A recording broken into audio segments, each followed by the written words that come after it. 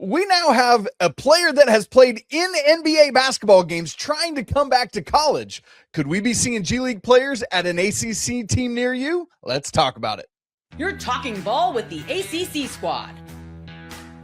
From Florida State to North Carolina, from Syracuse to Miami, and from NC State to California, it's the local experts of the Locked On Podcast Network bringing you scoops, breakdowns, and the most comprehensive preview of the upcoming ACC weekend. Hang on, it could get loud, it could get heated, and it will definitely be fun. Squad up, you're part of the ACC Squad. Hey there, what's up? Happy Thursday. It's February 5th, 2026. Welcome into this edition of the ACC Squad Show. Got a great crew of hosts today. Jackson Holzer from Locked On Syracuse, Brian Smith from Locked On Seminoles, KG Kenton Gibbs, half of the dudes behind Locked On Wolfpack. I'm Isaac Shade, host of Locked On Heels. We are elated to be with you here at Locked On ACC Squad, all part of the Locked On Network, now the #1 sports podcast network out there. Special shout out to all of you everydayers who have joined us. Check out all the brand new Everydayer Club information. This episode is brought to you by Game Time. Download the app, create an account, and use code LOCKEDONCollege for $20 off your first purchase. Here's where we're headed on the show today with this wonderful quartet of good-looking gentlemen, if I don't mind saying so myself. We're going to be talking about G League players and NBA players coming back to play in college basketball. Might we see that in the ACC? Might it happen in other sports? Could we see it in college football? Also, we're going to check in. We're at the midway point of the ACC conference play in men's basketball. We'll look at bracketology because it's February now and we can do that. Who's on the bubble? Who's getting in? And then we're going to wrap up. Mr. Brian Smith, he's wondering, do SMU and Cal have something for Miami on the football field next year? We will look at that. Boys, tomorrow, Friday, opening ceremonies of the Olympics. Lindsey Vonn about to ski on a ruptured ACL. I don't know how that's going to happen. Which of us would make the best Olympian? That's my question as we talk about G League players. I don't do any of the winter sports for very obvious reasons. I mean, I played hockey growing up, so maybe me. I was just about to say I can actually ice skate better than I can roller skate. So there's that. All right, Kent, we're on Team USA. Hey, listen, don't put me out there, okay? They're gonna embarrass me. I'm not sure. Summer Olympics, I can do a little something for you. You know what I mean? But Winter Olympics, that ain't it. I could be the 12th guy on the bench on the basketball team. You know what I mean? I'll be the best cheerleader. You know, Jason Tatum was salty about having to cheer. Former ACC player Jason Tatum, he was salty about it. Me, I'll be happy to pass Brown the water. Here you go, Bam. The seat warm. The seat warm for you if you need it, Steph. Okay, I'm just making sure, brother. Just making sure. You know. That's incredible. Can't wait to see it. Go Team USA. Let's knock it out the park. All right, boys. Charles Bediako is back playing for Alabama after having played in the G League. He got a 10-day temporary restraining order. They were going to have a hearing. That didn't happen because of weather, so we got another 10-day. Eventually, we'll actually get to this hearing. In the meantime, he is playing for the Crimson Tide, who are 1-2 with him in the lineup, oh, by the way. But now we get news that Amari Bailey, a player who has actually played in 10 NBA games, is trying to come back to play college basketball next year. Fellas, would you be okay with a player that had been in the G League or even a step up, a player who had played NBA basketball games playing for Will Wade's basketball team? Is it my team? Sure. Jackson, would you have it on your team? You're damn right I would. I want to win. Our team hasn't made the tournament in 5 years. You're telling me I can get an NBA player on the team? Absolutely. Why are we trying to play God here? As long as it's allowed, I don't have a problem with it. Do it. This man has no shame, no scruples. No shame. I want to win. Scruples. I want to win. Unscrupulous. He has no scruples besides you should win your games. Hell no, I wouldn't be happy with an NBA player playing for Will Wade and NC State. You know why I wouldn't? So as Will Wade is cutting down the nets as NC State goes to the Final Four with an NBA player leading the charge, you're not going to be happy? You're going to be sitting here crying because an NBA player was the one who led NC State to the title? If an NBA player led NC State to the title, I would talk about how shameful it is to start. But at the point where we realize, all right, this is happening, I just got to deal with it. Fine. He's on the team. I got to root for the guy. But I would make it very clear his tail belongs in somebody's league. Sorry, go play in La Liga El Baloncesto over in Puerto Rico. Go play for the New Zealand Boomers or something like that. Go somewhere else, dude, because this is one of my biggest problems, and I'm going to keep it to sports the best I can. But this is a societal problem, and that we keep telling people there are no consequences to your actions.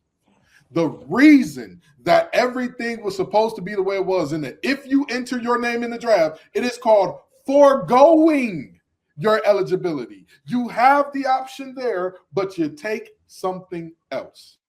And here's the thing. I'm not a believer in punitive punishment or saying like, oh, you made a bad decision when you were 19. You can never come back and anything like that.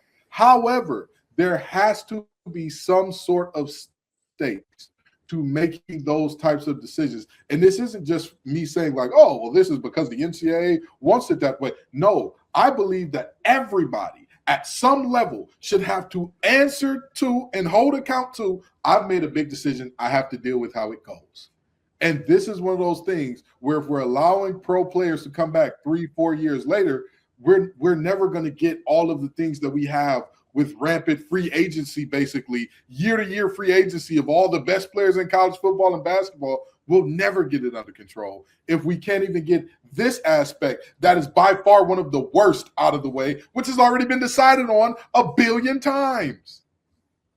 Brian, where is the line for this thing, right? Like, because right now there is a player who has played in the G League playing for Alabama. The player, Amari Bailey, who has played in NBA games, is not playing in college as of right now. He's exploring the possibility. Where would you draw the line at, like how we adjudicate who could come back and who couldn't? Is it as simple as what Kenton said? Like, if you forgo your eligibility, you're done and you can't come back. Like, what is the line for you? I don't have a problem with them saying I'm going to test the NBA waters and put my name in the draft. Like, they can have a clause where you can come back. Right. I'm good with that. But as soon as you get paid, you're a professional. That's how I look at it. Like in that league. And I get the NIL part. Because the counter to a lot of people would be, yeah, but they're getting paid in college right now. So yes. Is it the entity that's paying them? Right. And so how would you define that then? Well, here's the problem with it. It's two parts. Number one, the NBA, the money in the NBA is just grotesque. Like they get paid quite a bit, but it's still on a whole nother level. In the G League, you don't go to class. Your life's different. And then the other part, there are certain teams, we all know who they are in college basketball.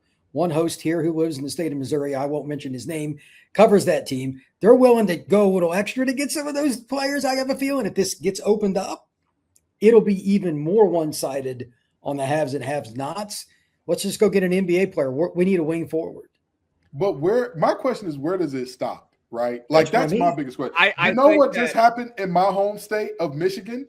High school players can now get NIL. So should I, 30-year-old Kenton, go back to Cass Tech? Because they just lost in the state championship. They may need me to go stop Catholic Central. They may need me. I know how to beat them. I did it twice. Did you finish your high school education? Well, but Jackson, they're getting paid now. They're basically professionals. So why can't I litigate this? No, look, we can let's go to court.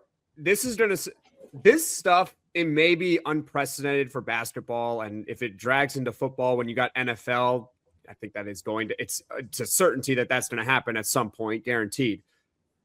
It happens in hockey though, because there is a rule in hockey where players can go play in the NHL at a very young age for a few games, get their feet wet, learn what the NHL is like, and then go back. Really? Yes. And I have an example for you. His name is Owen Tippett. He's currently in the NHL right now. He plays for the Philadelphia Flyers. Okay. He was drafted by the Florida Panthers in, I want to say, 2017. That year, he plays on a professional tryout basis for 7 games. He doesn't do anything in those 7. Actually, he scored a goal. He scored 1 goal in those 7 games. He then goes back to major junior hockey to further develop. But he does have that experience of playing 7 games in the NHL. So this concept is not completely unheard of. It's just unheard of for basketball. And the idea of an NBA player coming back is shocking, but it does happen in hockey where young guys can go test the league for a little bit and then go back. Maybe can they go that's back- the solution in all of this. Jackson, in hockey, can they go back to college, or is it they can go back to juniors? Because that's This a was big back in distinction. 2017, but now college and major junior are regarded as the same. Okay. Because you can go, because they're now both being paid.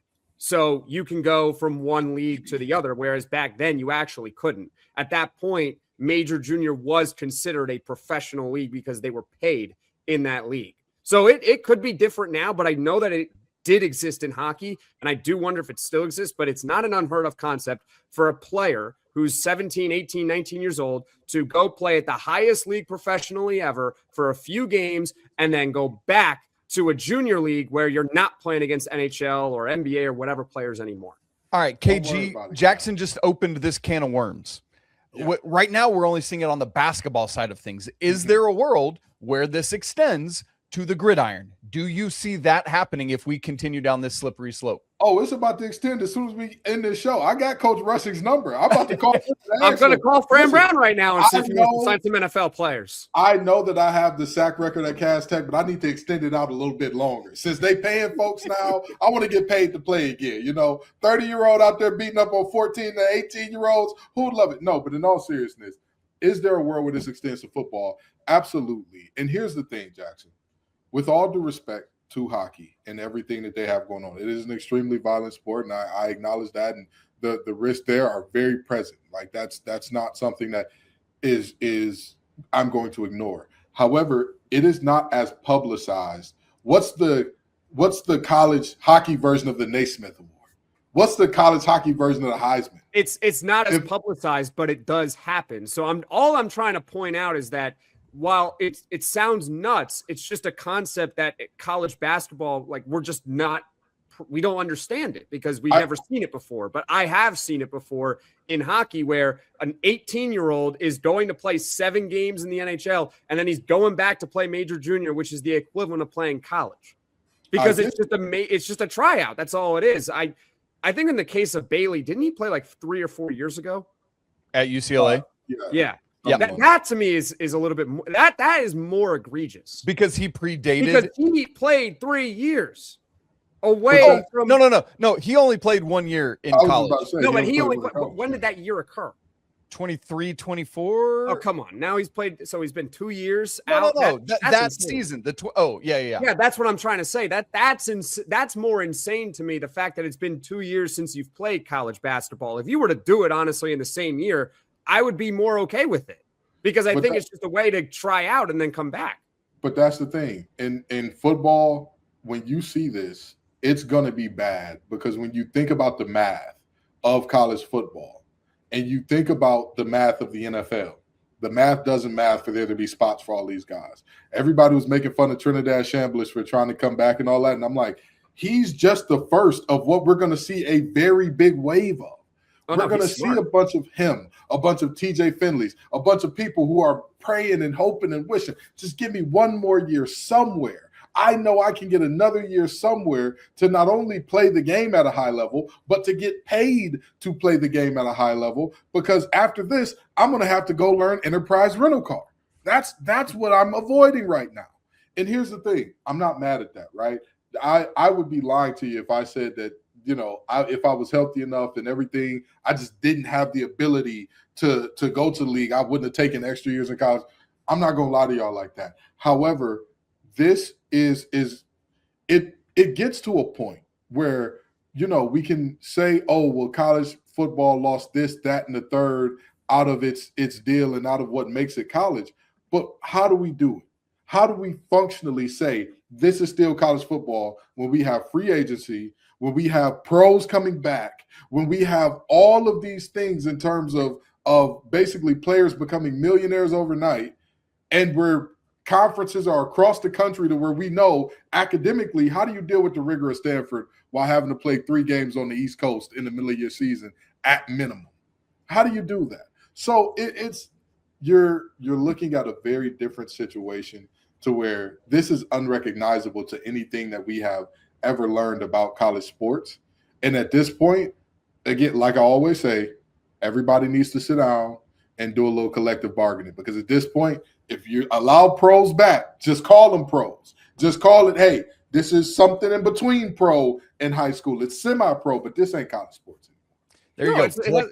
No, it's not college sports. So I agree. They should collectively bargain and just have these guys go on contracts, and that's that. And there you go. We got to get to. We can't continue to moonlight pretending that there's amateurism and professionalism all together. It's just not going to work. All right, boys, great conversation. Love the input. We got to check in on the ACC basketball slate because we're right at the midway point of the season. 9 games in, 9 games down for most of the teams in our conference. Who's going to make it to the tournament this year? I can tell you right now, there's going to be a lot more teams than last year's 4 ACC teams that made it in. And can anybody catch the Duke Blue Devils? We'll head there coming up in just a second.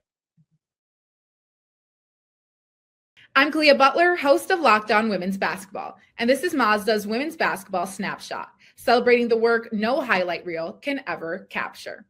Number 1 ranked UConn dominated Tennessee 96-66, turning a halftime tie into a historic win and avenging last season's loss by delivering the largest margin in the rivalry's history. AZ Fudd had 27 points and Sarah Strong added 26 as the Huskies remain perfect on the season, reminding everyone why they are the reigning national champions. In the Big Ten, number 2 UCLA rolled past number 8 Iowa 88-65, powered by 22 points from Angela Dukeledge and a huge advantage in the paint, staking their claim as a national threat. These moments are earned off the clock, those long before the lights ever come on. The sweat, the fakes, the doubt, the scrapes, and coming back for more every time. Mazda puts that same drive into every detail. Wins define the moment, putting in the work, that defines you. There's more to a Mazda because there's more to you. We're rolling on the ACC Squad show. We got a great quartet of dudes in here today. Jackson Holzer from Locked On Syracuse, Kenton Gibbs, good grief, from Locked On Wolfpack. I like the KJ, the Kenton Gibbs of it. Brian Smith, our guy from Locked On Summit. I don't even know where that came from, Kenton, but apparently it's a soft G for your name today for some reason. You guys, if you've not checked out the brand new Everydayers Club, you can find that link in the show notes for all of us. Go check it out. It's a great way to get invested even more with all of these great shows. All right, we got to do a ACC midway point check-in in college basketball. As we look at the standings right now, obviously it is Duke on top of things. By the way, I should mention we are recording this before Wednesday night's action, which there's 3 ACC games, BC at Duke. No worries there, probably. Pittsburgh at Virginia. Cavs should have taken care of that one. And an interesting game for Kenton, NC State at SMU. Tough to go to Dallas. Boopy Miller is a dude. Obviously, you all listening to and watching this know the outcome of that. Duke leads the way right now in the conference, followed by Clemson, UVA, NC State are the top 4. Again, pending NC State's result on Wednesday night. Then North Carolina and Miami tied for 5th at 6-3. Louisville has fallen to 5-4 there right now in 7th. Then you got Virginia Tech and SMU again pending that result. That's kind of the top half of the conference. Fellas, I think it's probably safe to say we don't anticipate anyone catching the Duke Blue Devils unless anybody wants to push back on that. All right, great. So my question to you then is, who rounds out the rest of the top 4 and gets those double buys in the ACC tournament? How do you see it all playing out down the stretch? Well, I don't see it shaking out too differently than it stands right now. I mean, don't get me wrong. I do expect there to be some movement. I wouldn't be super shocked if we see a little bit of movement, but I'm not expecting a much different top 4 to 5 than what we're seeing right now in terms of Clemson has played as tough in regular defense under Coach Brown. I mean, we knew Brownell as a repetitive choker, and this year he's choking the life out of offenses. That team just plays a slow, grit and grind, nasty, ugly style of basketball. That's how they want to make it, and that's how they've been winning a ton of games. Virginia and what they've been doing. I think it's a little bit of a surprise how good they are in year 1. Don't get me wrong. I know people were high on Odom and all that, and some people in NC State land were like, oh, I want him over Wade and da-da-da-da. That man has put on a coaching clinic in Charlottesville. And you know, ultimately what he's doing down there, you got to give him credit. You got to give him love for it. Will Wade told y'all, year 1 for NC State, top 4 in the conference, NCAA tournament appearance. That's what he said. and he appears to be a man of his word so far. So, I mean, ultimately, can Louisville get hot, start hitting those threes again, and do what they need to do to move up? Very possibly. Obviously, UNC is always going to be right there. In spite of whatever coaching deficiencies people believe they have, you've still got one of the biggest and most talented front courts in the nation. So at some point in time, would I be surprised to see them sneak into the top 4?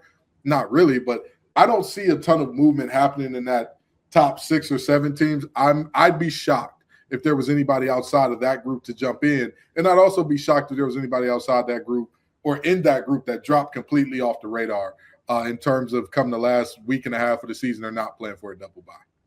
I think you have 8 teams for 4 spots. I think the line of demarcation, pending the result of NC State, is SMU. It actually is SMU. And if SMU loses, which we obviously know the outcome of now, they'd be 4 and 5 in the conference, and I would eliminate them from being a top 4 team. So I think it would be at that point 7 teams for 4 spots. Duke is guaranteed.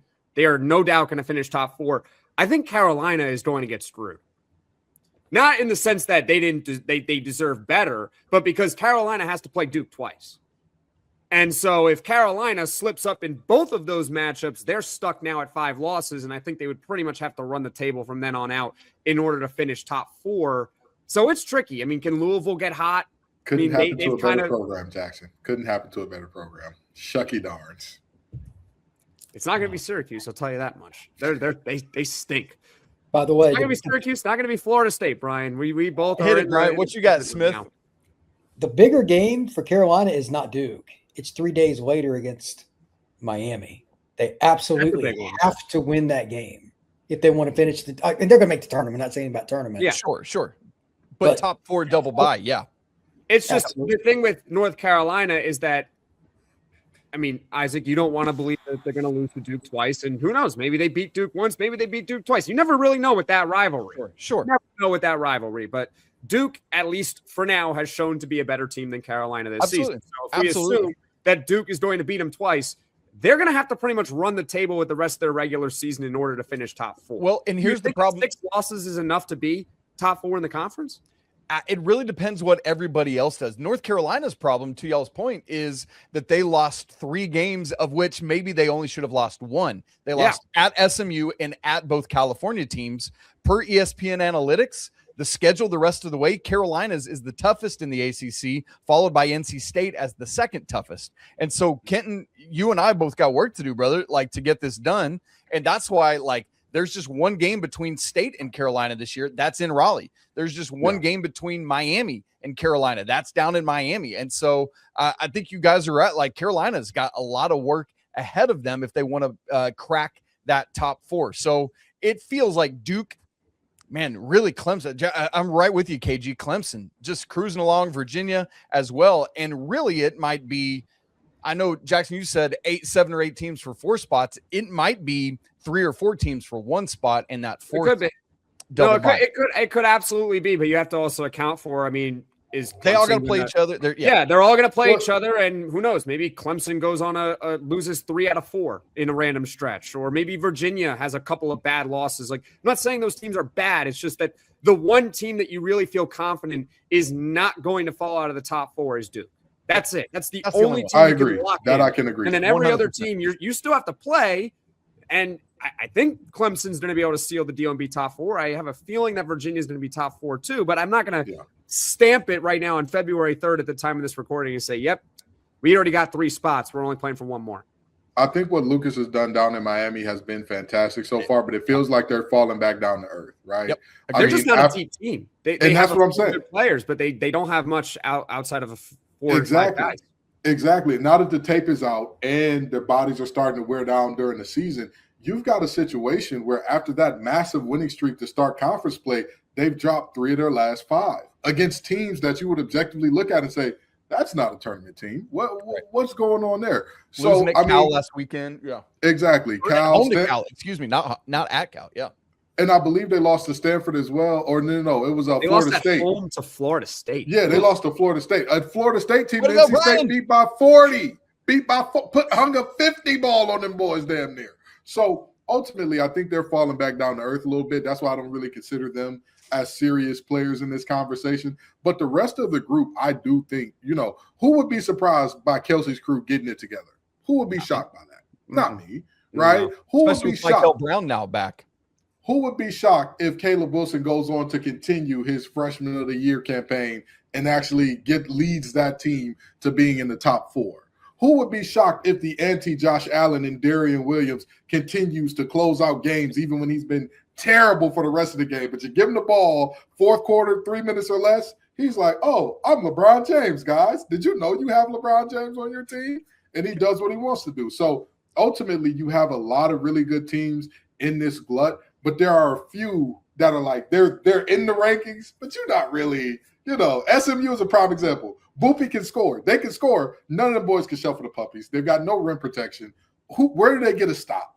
Yigatolu, he can get a stop. They'll get stops when they play Syracuse. I'll tell you that much. Well, everybody, we can get a stop against Syracuse. I mean, come on now. All right, boys. Joe Lunardi's latest bracketology has 8 ACC teams in as of right now. As a reminder, last year it was only 4 teams, and that 4th team was debatable whether they should have been in or not. I won't mention who that was. Those teams as of right now, Duke, a 1 seed. That's the only top 4 seed that Lunardi projects as of right now. Virginia, a 5. Louisville, Clemson, and North Carolina, all 6s. NC State, an 8. SMU, 9. And Miami, a last 4 bye at 11. As of the rest of the bubble, he does have Virginia Tech and Cal in first 4 out right now. So he has 8 teams in with 2 others on the wrong side of the bubble. My question to you guys very quickly before we move on. Selection Sunday, what is the number? Make a prediction.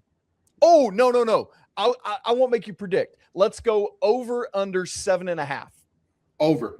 Give me over. I think we're going to get 9 in. I think we're going to sneak 9 in. I think this year is deep. Duke, this year's deep Clemson, and filled with upset. Virginia, NC State, North Carolina, Louisville. That's 6. That's like 6 guaranteed. Where did you say SMU was in the latest bracketology? For Lunardi, 9. SMU's in. Yeah. Miami, where are they? 11. So the ones that are really safe in Lunardi's projection are Duke, Virginia, Carolina, Louisville, Clemson, NC State, SMU. And the questions are Miami, Virginia Tech, Cal. That would take it above that. I think Miami would get in over Virginia Tech and Cal.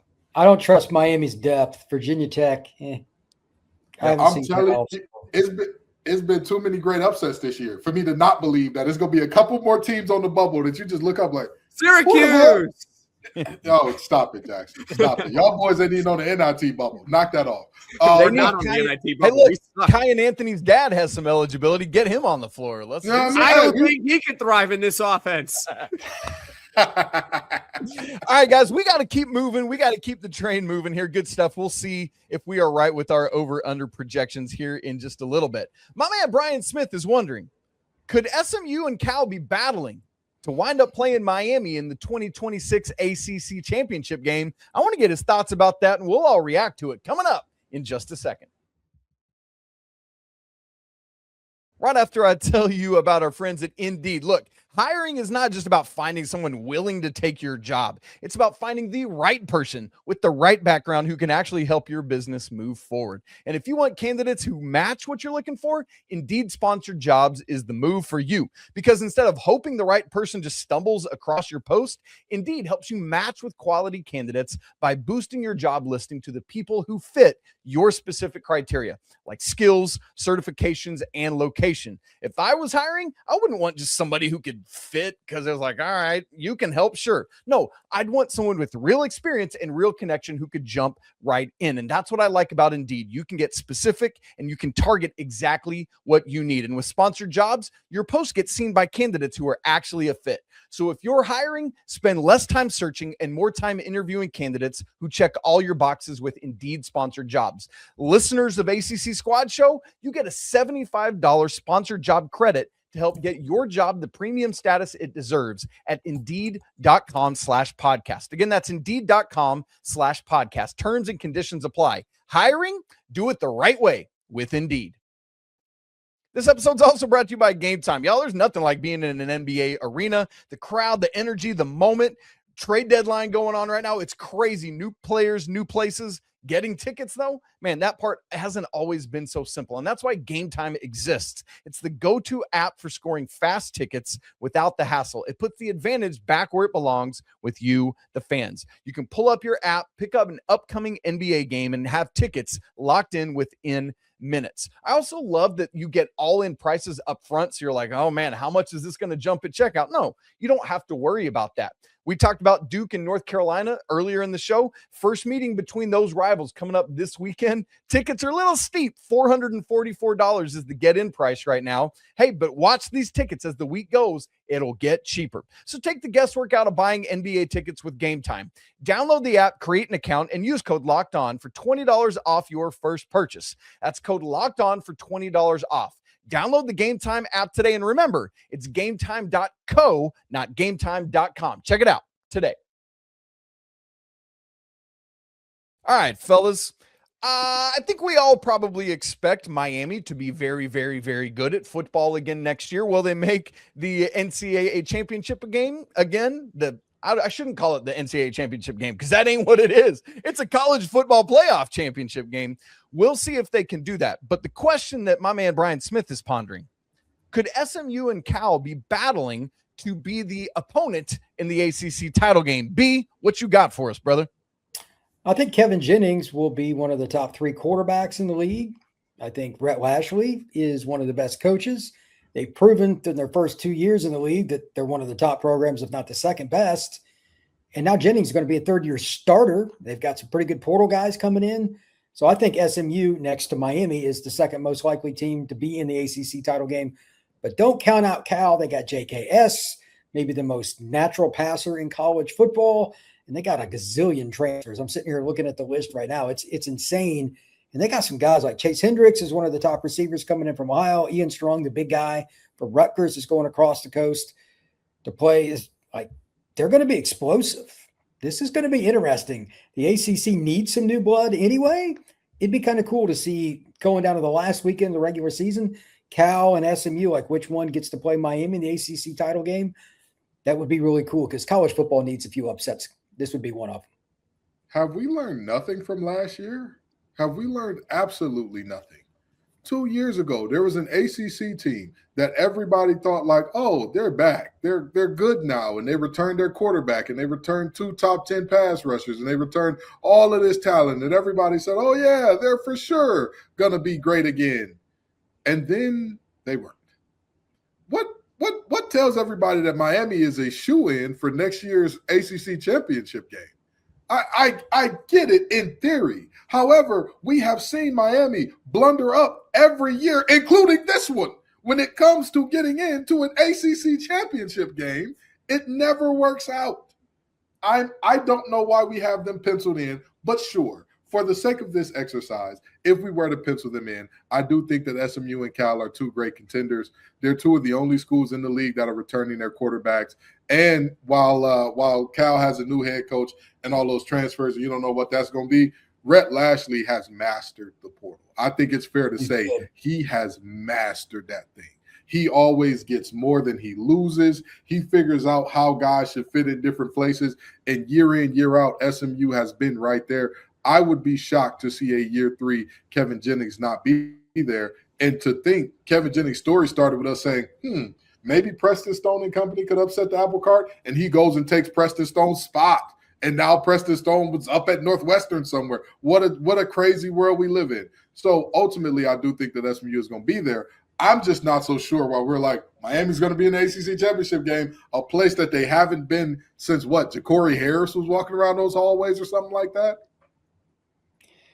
If they don't this year, Kenton, then they shouldn't be allowed in it. I'm just saying. They went to the national championship this year and didn't go. I'm just saying. Okay. I don't want to sit here as well and say like Miami is some sort of big lock. I get your point. But if it's not Miami, then who are you picking? Well, that's the thing. If we come into last year and we said Miami Duke is going to be your ACC championship game, you would have been laughed out the door. Or I'm sorry, Miami Virginia was the Virginia, yeah, Virginia, yes, but Miami Duke, I would have been like, well, Duke was like a sleeper team with Mensa. No, the actual game was Duke Virginia. If you would have told people coming into the year Duke, Virginia is going to be the game. And by the way, Duke is going to lose to Tulane. Illinois is going to run them out of their own damn stadium. And now we got the whole situation with being 7-5, but I get your point. But you get my point. It's a crazy world we live in the ACC. And again, the Atlantic teams that were supposed to be the law and order around here, there's no law. There's no order. There's no Clemson. There's no Knowles. There's no nothing. Now we got all this anarchy and 7-5 teams out of the coastal winning it. That's what we are with now. Who is going? The first way to figure this out is you have to figure out who is going to be bad. Right. Syracuse, Boston College, North Carolina, Florida State, Stanford. You're all going to be bad. Like there's no chance. Okay. Any hopes on Wake Forest going to the ACC title next year? They got more players back, but going to the title game, it would be a shock. Okay, that's a shock. So they had the most quiet 8-win season I've ever seen. Kenton, do you think that NC State is going to go to the ACC championship next season? They got a chance, but I doubt it. That defense has too many holes. But that offense, they could do what Wake Forest did a few years ago, where you just they could do what Wake Forest did, where you end up in a few games where you just end up with the ball last. You're like, hey, are we going to win this thing? And then you do that enough, and you're like, oh, I guess we do got a game in Charlotte in a couple weeks. All right, boys. So we'll consider NC State long shot. Louisville could be the team that gets in because Louisville is just Louisville, and they're consistently good, and they're never great, but they're consistently good. So Louisville can absolutely be a top 2 team in the ACC next year. How about Georgia Tech? You think they're going to be as good now that they don't have any quarterback? No. Okay, so they're going to fall off a map. Pitt, another one of those teams that's kind of consistently good. Can they get to the ACC championship? They got a quarterback. They got a quarterback. So. Yeah. No. They lost the linebacker and a few other players, though. That hurts. They got bought. Right. Yeah. Okay, Duke. What do we think about Duke? No Darian Mensah. Absolutely. They got Darian Mensah. Oh, no. Okay, so they're F. Get your ass out the conversation. We're going to put them in F category. Virginia, do we think they're going to replicate what they did last year? No way. Okay.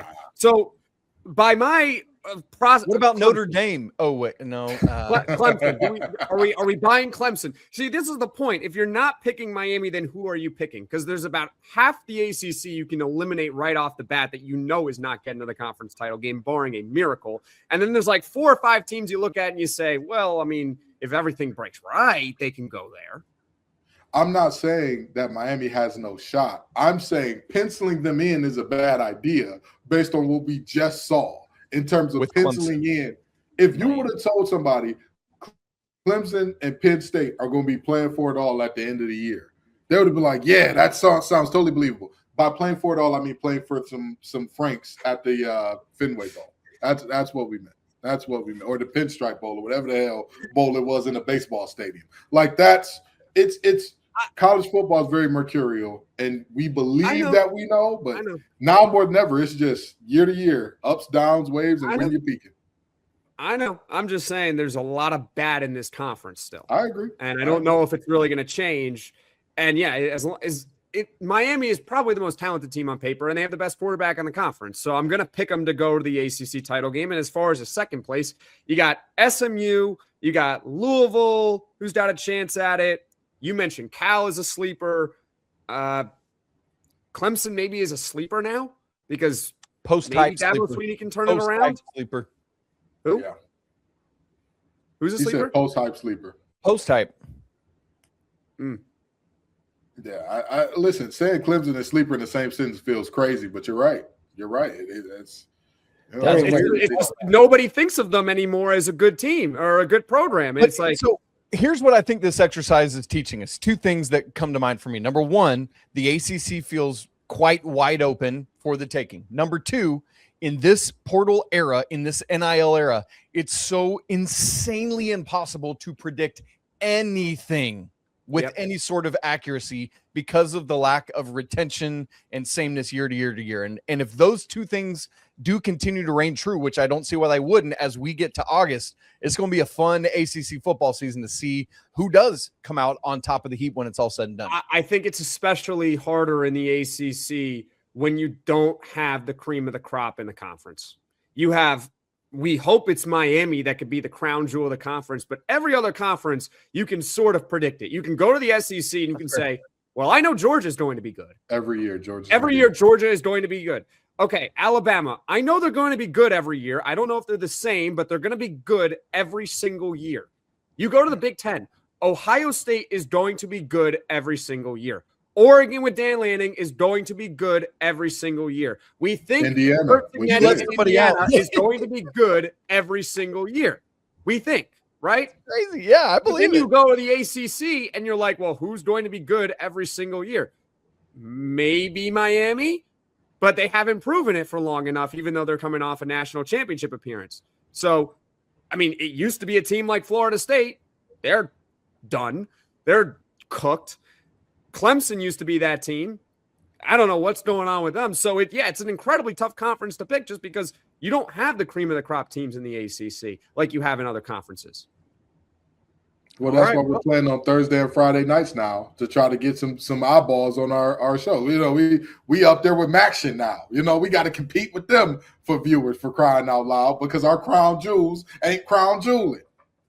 Brian and I talked about that last week. We had a really interesting conversation about that Thursday, Friday night slot. And so we'll see how that can continue to get some eyeballs on the ACC in those moments. All right, you guys, been a great show today. A lot of fun. We're thick in the middle of college basketball season. We're here to see the ACC keep on rolling and getting these teams moving forward. Got another big weekend ahead of us, including the first Duke North Carolina matchup of the season. That should be a lot of fun, along with the rest of the ACC action. For Jackson Holzer, host of Locked On Syracuse, for Kenton Gibbs from Locked On Wolfpack, our man Brian Smith from Locked On Seminoles, I'm Isaac Shade, host of Locked On Tar Heels.